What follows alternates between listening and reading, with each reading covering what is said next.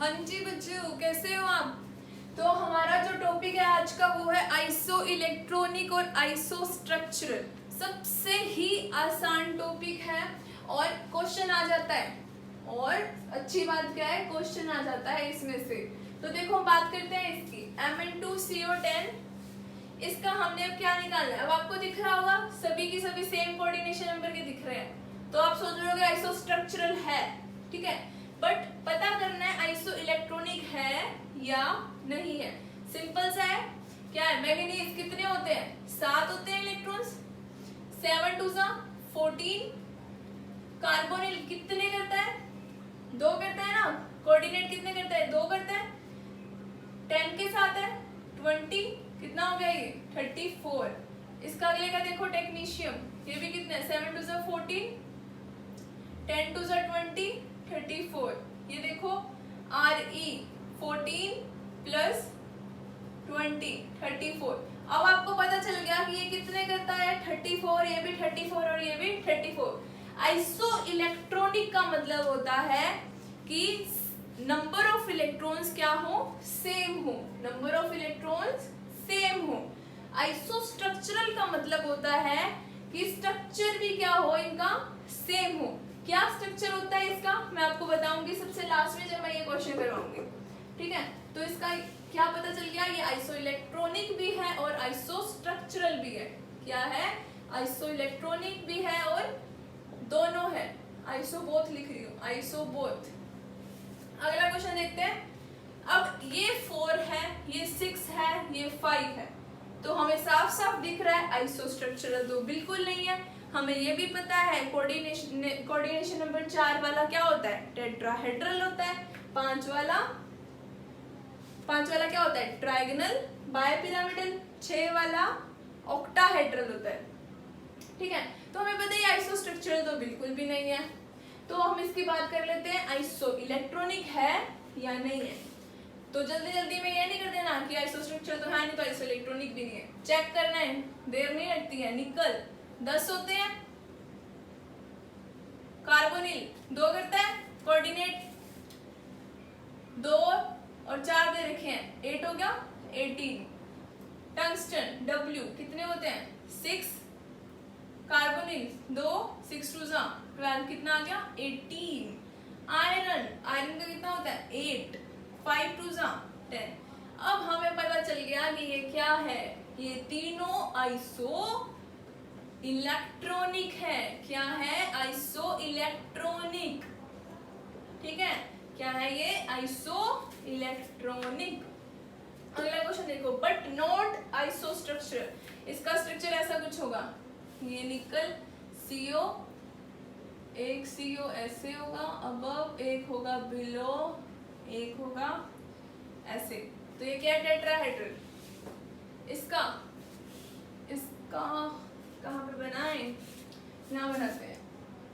ऐसा होगा CO CO CO CO CO, ठीक है, ऐसा होगा। अगला कौन सा है, coordination number 5, trigonal bipyramidal. Iron,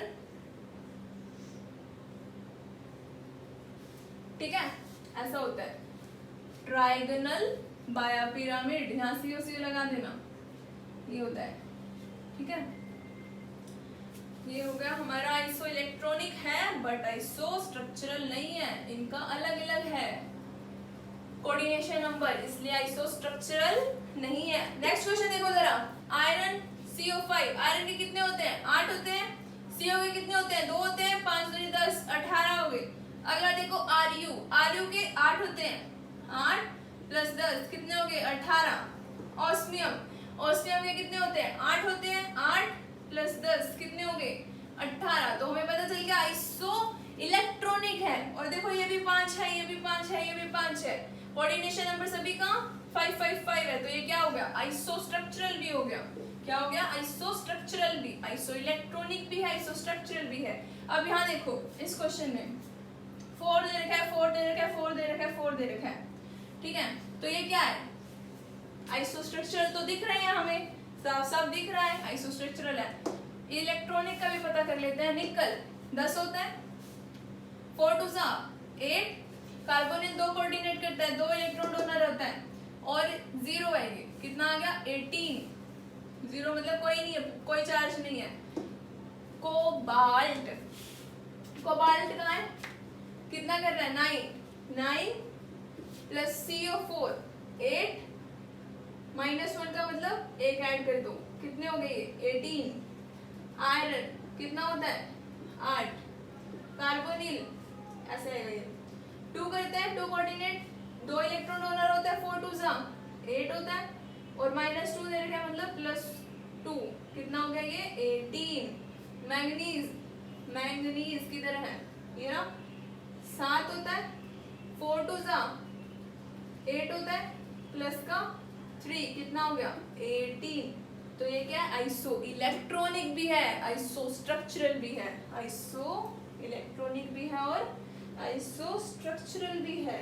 okay बच्चों, अगला क्वेश्चन देखो, इन द कॉम्प्लेक्स दिस, इस कॉम्प्लेक्स में iron is iso electronic with, पूरा कॉम्प्लेक्स आइसो इलेक्ट्रॉनिक से नहीं पूछ रहा है, सिर्फ और सिर्फ क्या पूछ रहा है आयरन। आयरन किसके साथ आइसो इलेक्ट्रॉनिक है, आइसो इलेक्ट्रॉनिक मतलब इलेक्ट्रॉन सेम किसके साथ है, तो हम इस कॉम्प्लेक्स में पहले निकाल लेते हैं कितने इलेक्ट्रॉन्स हैं, पता कर लेते हैं। आयरन कितने करता है 8, कार्बोनिल 4 2 8 प्लस 2। अब हमें पता है कार्बोनिल कितने कोऑर्डिनेट कर रहा है, कितने कंट्रीब्यूट कर रहा है 8 कर रहा है कंट्रीब्यूट, बाकी कौन कर रहा होगा आयरन कर रहा होगा 8 और 2 कौन कर रहा है आयरन, मतलब 10 इलेक्ट्रॉन आयरन कंट्रीब्यूट कर रहा है, ठीक है 10 कर रहा है। अब हम देखते हैं 10 किसके पास है, इन चारों में से निकाल लेते हैं, क्या बड़ी बात है। मैंगनीज कितना है 7, कार्बोनिल 5 2 10 प्लस 1। अब हमें पता चल गया मैंगनीज कितने कंट्रीब्यूट कर रहा है 8 कर रहा है, हमें तो 10 वाला चाहिए, तो बेचारा गया। अगला देखो, मैंगनीज CO5 पॉजिटिव, मैंगनीज 7 है 10 है प्लस 1 मतलब 1 घटा दो, कितना आया 10 7 17 और 1 गए 16। मैंगनीज कितने कर रहा है ये देखना है ना, 7 में से 1 गया 6, कितने कर रहा है 6, तो ये भी गया।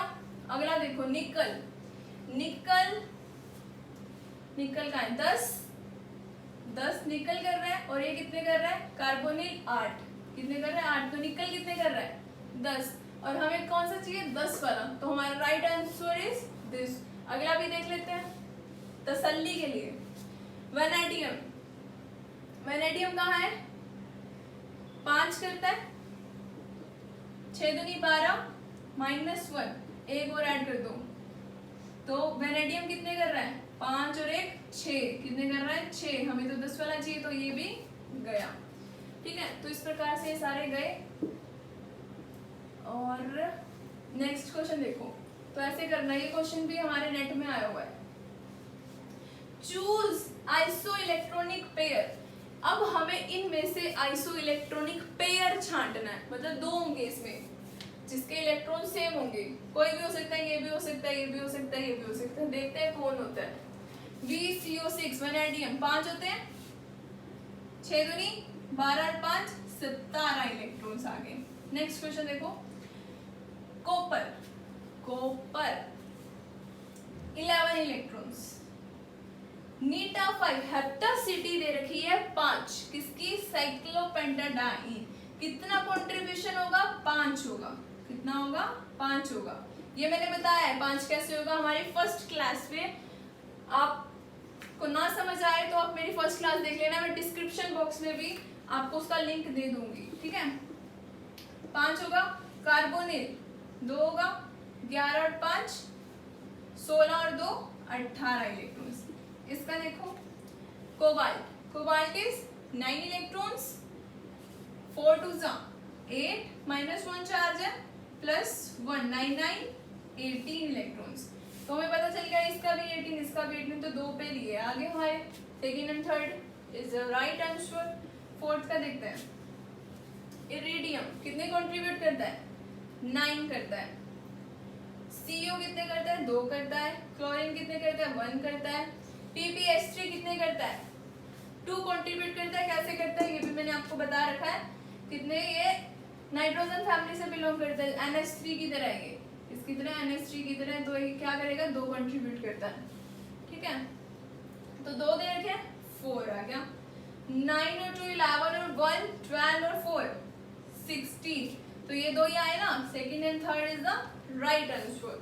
ठीक है, अब हम बात करते हैं इसकी। ये हमारा आया था आइसो इलेक्ट्रॉनिक और आइसो स्ट्रक्चरल, दोनों आया था, इसलिए लिख रखा है आइसो बोथ। अब हमें इसका स्ट्रक्चर, आपको एक चीज बता दूं कि ये तीनों आइसो इलेक्ट्रॉनिक भी है, आइसो स्ट्रक्चरल भी है, प्लस इनका पॉइंट ग्रुप होता है D4D। क्या होता है D4D? जब हम ग्रुप थ्योरी पढ़ेंगे उसमें आपको समझ आएगा कि D4D क्या है। अब इसका स्ट्रक्चर देखो, इसका स्ट्रक्चर होता है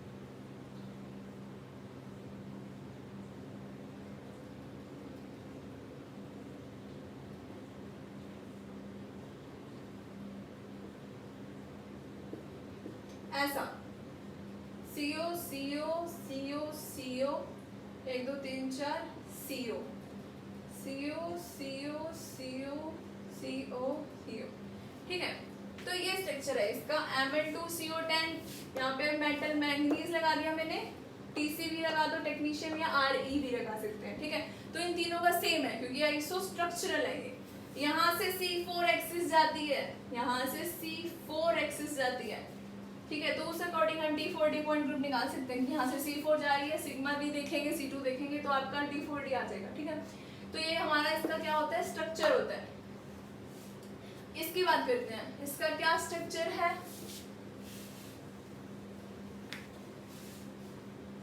अब मैंने ना लास्ट टाइम आपको बताया था, क्या बताया था, एक फॉर्मूला बताया था मेटल मेटल बॉन्ड निकालने का। एक फॉर्मूला बताया था मेटल मेटल बॉन्ड निकालने का, K से डिनोट किया था मैंने, N × 18 minus valence electron divided by 2, N × 18 minus valence electron divided by 2 क्या आता था, मेटल मेटल बॉन्ड। हम मेटल मेटल बॉन्ड निकाल सकते हैं कि इन तीनों में कितने आ रहे होंगे, तो हम निकाल सकते हैं। ठीक है, कोबाल्ट कितने होते हैं इसके, हम जरा बताओ। इसके आयरन के बाद आता है ना कोबाल्ट, 3D9 4s2, कितने हैं इसके पास,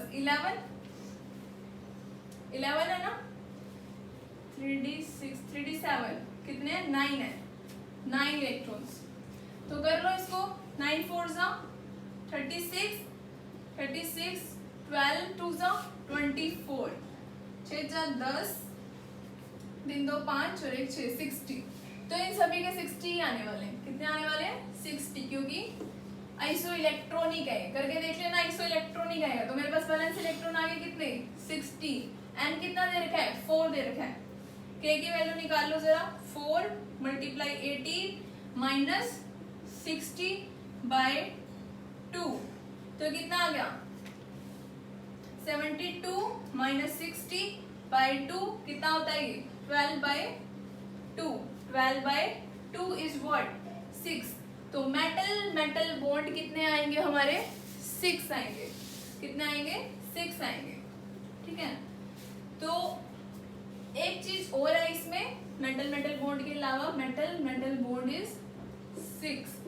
जब हम डाउन द ग्रुप जा रहे हैं, जब टॉप से बॉटम जा रहे हैं, तो ना क्या हो रहा है, बॉन्ड लेंथ बढ़ रही है, बॉन्ड लेंथ बढ़ रही है, जिसकी वजह से क्या होता है, ब्रिजिंग टेंडेंसी, जो ब्रिज बनाने का टेंडेंसी होता है वो घट जाता है, डिक्रीज हो जाता है, कम हो जाता है। तो यहाँ पे इसके केस में सारे के सारे कार्बोनिल टर्मिनल होंगे। क्या होंगे, टर्मिनल।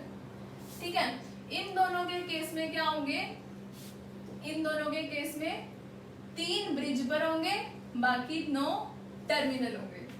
और हमें ये भी पता चल गया कि मेटल मेटल बॉन्ड 6 है। तो अगर हमारे पास ऑप्शन हो तो हम टिक कर सकते हैं। ठीक है, जैसे कि इसका स्ट्रक्चर बता रही हूं, ऐसा कुछ होगा, 1 2 3 4 5 6, कितने मेटल मेटल बॉन्ड हो गए? 6 हो गए। ठीक है, अब मैंने बताया आपको कि 3 ब्रिज होंगे नो टर्मिनल पे, 3 ब्रिज, मैंने ये 3 ब्रिज बना देती हूँ इसके, 3 कार्बोनिल ब्रिज पे, बाकी के 9 टर्मिनल पे, 1 2 3 4 5 6 7 8 9, यहाँ पे कार्बोनिल लिख देना सभी पे। तो ये स्ट्रक्चर किसका होता है?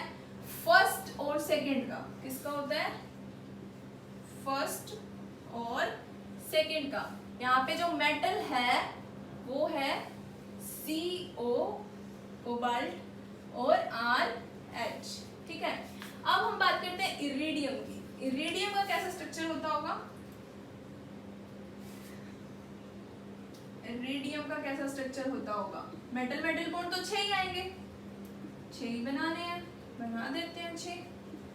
यहाँ से ना दिख रहा हो तो खुद ट्राई करके देखना। ठीक है, तो यहाँ पे 3 3 6 7 8 9 10 11 12।